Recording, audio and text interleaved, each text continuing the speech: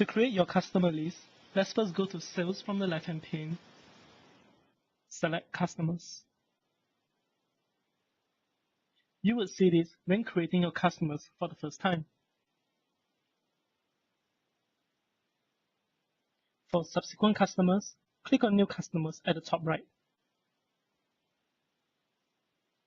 Enter the details of the customer, such as the display name, address, and contact details.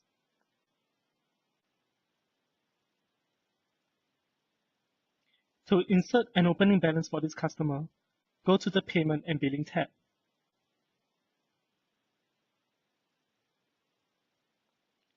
If you are charging this customer in a foreign currency, change the currency under the This Customer Pays Me With field. To edit a customer, let's go back to the Customer module and click on the name of the customer you wish to edit. Then click on Edit at the top right.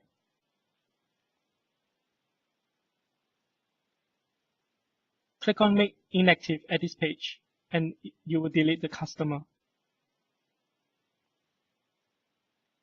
Thank you for your time for watching this video. We hope that you have found it useful.